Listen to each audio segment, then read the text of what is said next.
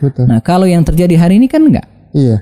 Bom terus dia dapat apa? Iya. Kita tidak dapat apa gitu. Betul. Musuh juga nggak mati. Iya. Yang dibom depan gereja gitu kan. Iya. Yang Dan dibom di depan dalam Mabes gereja juga Polri. bukan musuh juga. Betul, bukan Iya musuh kan? orang Islam sendiri dan bukan dalam kondisi perang. Betul. Nggak bisa. Walaupun gitu. misalnya ya dalam Kondisi berbeda agama juga bukan musuh. bukan musuh dan kita dalam ahdi kafil muahadah. Iya betul. Iya, jadi dalam perjanjian dengan kita. Iya betul. Tidak dalam bisa perdamaian. dalam kan? perdamaian Tidak bisa boleh kan ya. nggak boleh.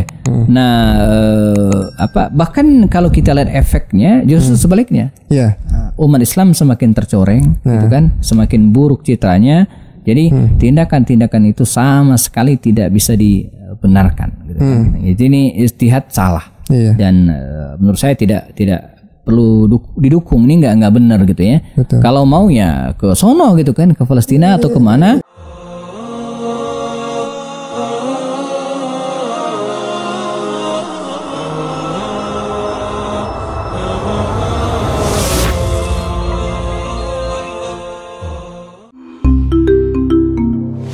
Kupas lewat obrolan santai. Bismillah, jumpa lagi di Close Kupas lewat obrolan santai. Nah, alhamdulillah bersama Ustadz kita Ustadz Happy Bastoni. Assalamualaikum Ustadz. Waalaikumsalam warahmatullahi wabarakatuh. Alhamdulillah ya.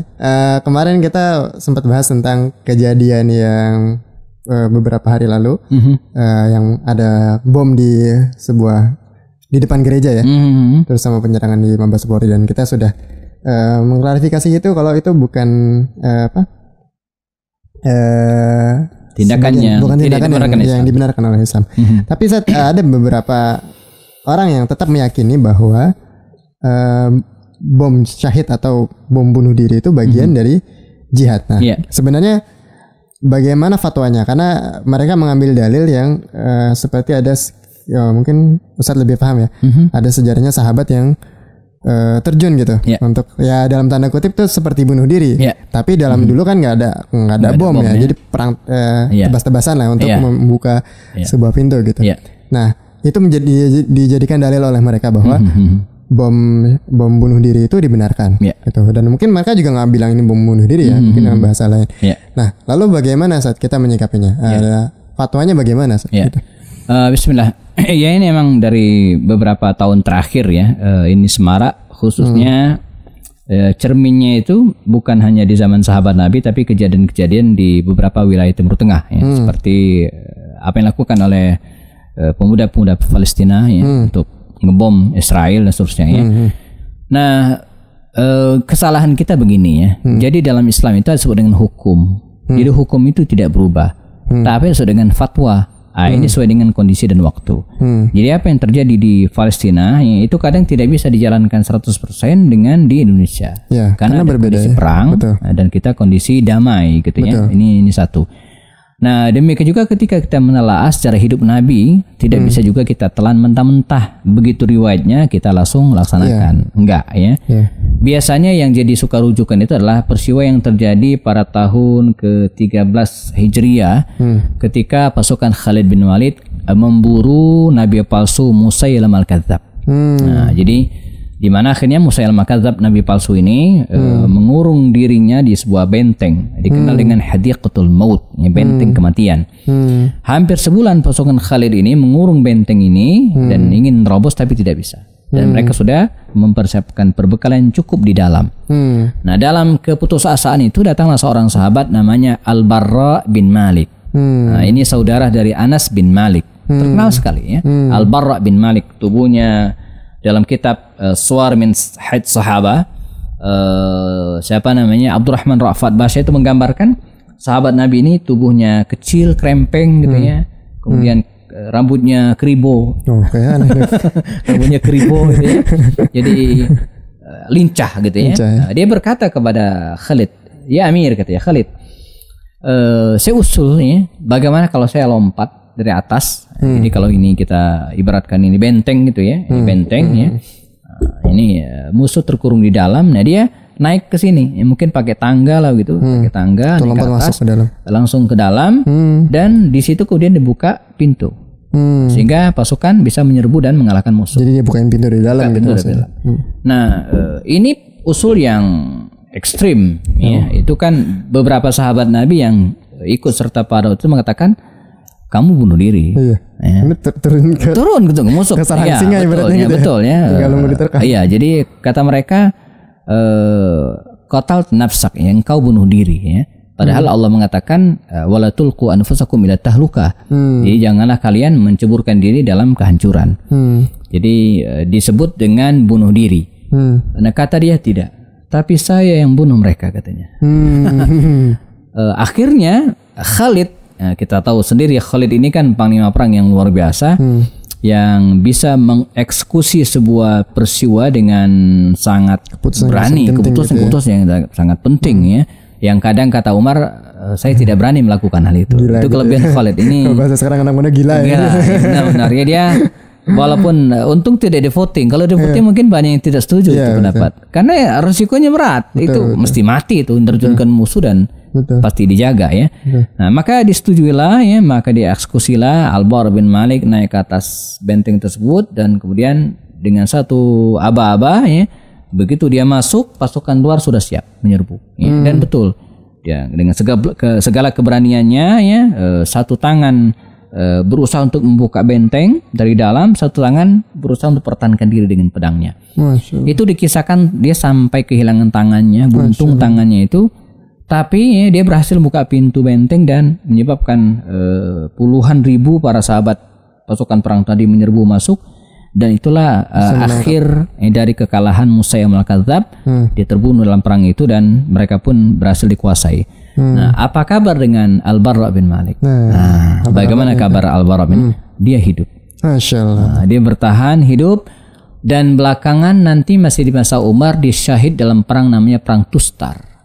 Ya, Perang Tustar ini melawan pasukan Persia, di mana pasukan Persia ini mengisolasi diri mereka dalam sebuah kota namanya kota Tustar. Sampai sekarang masih ada kota itu. Dan kebiasaan orang Persia kan seperti disebutkan oleh Salman Al-Farisi, mereka punya prinsip idza husirna ya kunna bi ardi Faris, kalau kami di Persia diserang musuh, idza husirna khandaqna alaina, kami gali parit. Nah, itu kan idenya Salman yang dipraktekkan dalam perang Khandaq. Nah, dalam perang Tustar ini mereka mengelilingi kota Tustar itu dengan parit atau dengan sungai. Jadi ada digali parit, kemudian dialirkan ke sungai. Kaum muslimin susah sekali menaklukkan benteng ini, sampai Anas bin Malik itu mengatakan, dulu kami sampai tidak sempat melaksanakan sholat subuh. Saking dahsyatnya gitu kan. Perang indah. Pada peristiwa inilah Al-Bara bin Malik, bukan dalam peristiwa dia menjatuhkan diri tadi. Nah, poinnya apa teman-teman sekalian? Tidak bisa diambil sebagai dalil tindakan Al-Bara bin Malik tadi itu, karena kondisinya kan kondisi perang. Itu betul-betul kondisi perang, hitung-hitungannya udah mateng gitu ya. Artinya ketika dia terbunuh sekalipun, imbalannya itu gede banget. Betul. Bisa masuk, dia ngorbankan satu orang gitu kan, tapi efeknya luar biasa. Musuh bisa takluk dan kalah. Nah, kalau yang terjadi hari ini kan enggak. Bom, terus dia dapat apa? Kita tidak dapat apa-apa gitu. Musuh juga enggak mati. Yang dibom depan gereja gitu kan. Yang dibom depan Mabes Polri juga bukan musuh juga. Betul, bukan musuh kan? Orang Islam sendiri, dan bukan dalam kondisi perang. Enggak bisa. Walaupun gitu. Misalnya ya dalam kondisi berbeda agama juga bukan musuh. Bukan musuh, dan kita dalam ahdi kafil muahadah. Iya, betul. Ya, jadi dalam perjanjian dengan kita. Betul. Tidak dalam bisa perdamaian. Dalam perdamaian tidak boleh kan ya. Enggak boleh. Nah, bahkan kalau kita lihat efeknya justru sebaliknya. Umat Islam semakin tercoreng gitu kan, semakin buruk citranya. Jadi tindakan-tindakan itu sama sekali tidak bisa dibenarkan gitu kan. Jadi ini ijtihad salah. Dan menurut saya tidak perlu didukung, ini nggak benar gitu ya. Kalau mau ya ke sono gitu kan, ke Palestina atau kemana. Nah, yang alasan yang ketiga yang menyatakan bahwa ini nggak benar adalah apa lakukan oleh Al-Bara bin Malik itu atas izin panglima perang. Tidak bertindak sendiri, nggak bisa. Ya, dia lakukan tindakan sendiri tanpa komunikasi dan perintah dari panglima perang dalam hal ini. Umat Islam ada pimpinannya. Nah, ini nggak bisa. Dia nggak bisa. Dia kerjaannya sendiri. Kemudian risiko kita bersama yang nanggung, kan ini nggak benar. Nah, kan kita semua yang nanggung ini kan. Seluruh umat Islam di seluruh dunia. Seluruh dunia. Betul. Ini nggak. Jadi sekali lagi teman sekalian yang anak-anak muda yang punya semangat jihad, ya. Jangan salah ya, kita berjihad sesuai dengan kondisi yang kita hadapi. Iya. Jadi jangan, Anda pernah ketemu juga sama orang yang pemikirannya agak ekstrim, dia sampai mengatakan begini, darah orang-orang yang mengikuti aturan dari pemerintahan itu, dia bilang pemerintahan ini dengan sistem togut katanya, maka darahnya halal katanya. Bahkan ini Ustadz ini dia bilang itu darahnya halal gitu tadi. Wah, ini langsung ngeri tuh. Wah, bahaya nih pemikirannya. Ternyata memang ada ya beberapa orang yang ngomong. Iya, memang ada beberapa pemikiran seperti itu yang mungkin walau alam ya, akar di atasnya kita nggak tahu didesain oleh siapa gitu. Iya, betul. Itu bisa jadi juga musuh-musuh Islam untuk menjatuhkan citra Islam gitu. Betul. Nah, wallahu a'lam bishawab.